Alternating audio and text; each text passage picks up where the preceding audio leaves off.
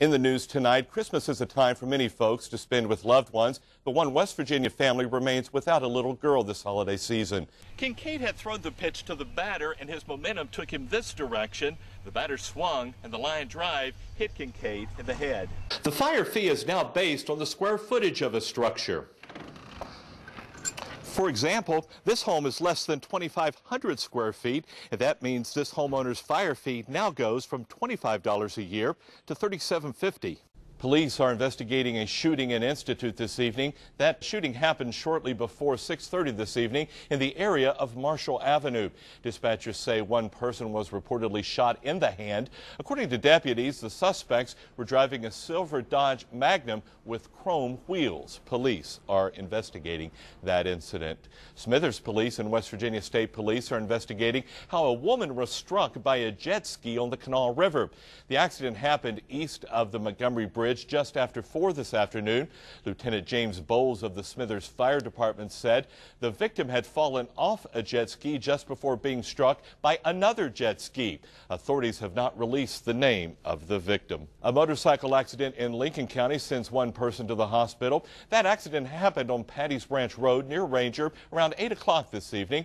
Dispatchers say the motorcycle went into a ditch, flipped, and the driver suffered a broken arm and back injuries. He was transported to Cabell Huntington Hospital by Lincoln County EMS.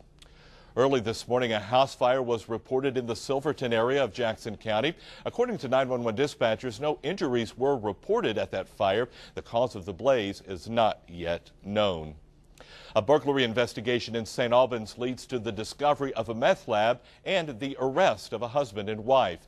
Authorities arrested Christopher Hill and his wife Laura in connection with the meth lab discovery. Investigators say they went to the couple's residence on Zirkle Street to follow up on leads from a burglary investigation. While there, they smelled meth and found the makings of a meth lab.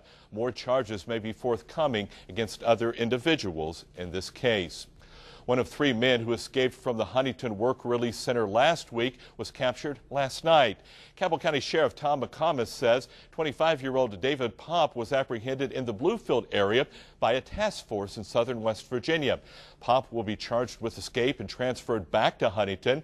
Another escapee, David Knight, was captured on Wednesday. A third escapee, DeJuan Jones, is still on the run tonight. Let's talk to one of these shoppers that are here looking for a bargain. This is Amy Howard. I met Amy about a half an hour ago. She drove here from Belfry, Kentucky.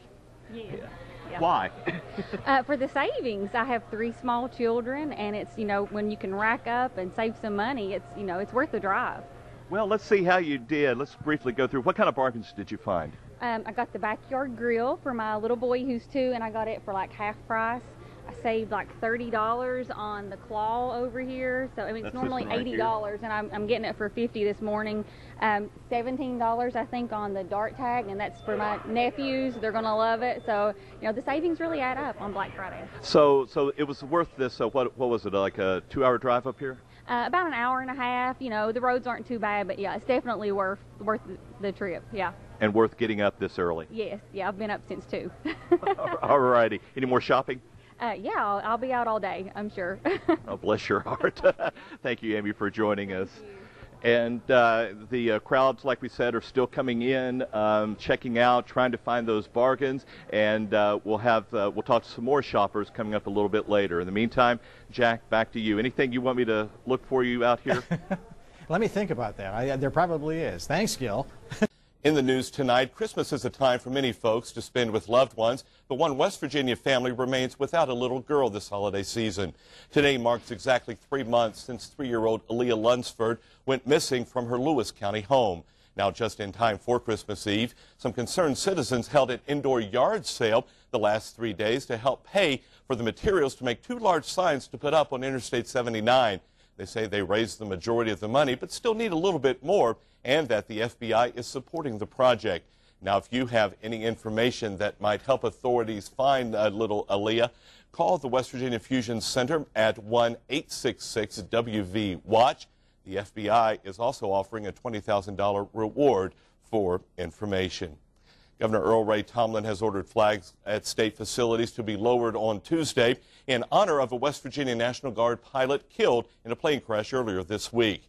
42-year-old Michael Scott Lakin of Charleston was killed Thursday while performing stunt aerial maneuvers during recertification testing. Originally commissioned as an officer in the Marines, Lakin left active duty and joined the 130th West Virginia Air National Guard, spending more than a year flying combat missions in the Middle East.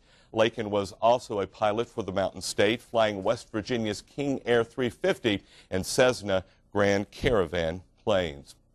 Domestic battery charges against a Putnam County commissioner have been dropped. Ed Rebrook, attorney for Commissioner Gary Tillis, says charges were dropped against his client after Tillis's wife and stepdaughter testified the commissioner did not hit anyone. He says prosecutors then voluntarily dismissed the charges because they could not prove the incident happened. Gary Tillis was arrested last September by Illinois police. He tells us he doesn't plan to seek re-election when his term ends next year, adding he made that decision before the September incident. Well, if you're married, you hopefully remember your wedding day. I know I remember mine. And for an area couple, their wedding day will be one they won't soon forget. Ralph Grimm and Debbie Knapp met a year ago at the Huntington Mall. And last night they tied the knot at the exact spot where they met. They walked down the aisle as Santa and Miss Claus, and had elves stand in as their best men and bridesmaids. Their reception featured milk and cookies for friends, family, and late-night mall shoppers. For the bride and groom, it was a dream come true. Ralph told me he'd meet me here with bells on, and he did, right in front of the Santa Claus display. We want everyone to join in our joy. Well, as for a honeymoon, that's even a secret to the groom, but of course the obvious choice is the North Pole.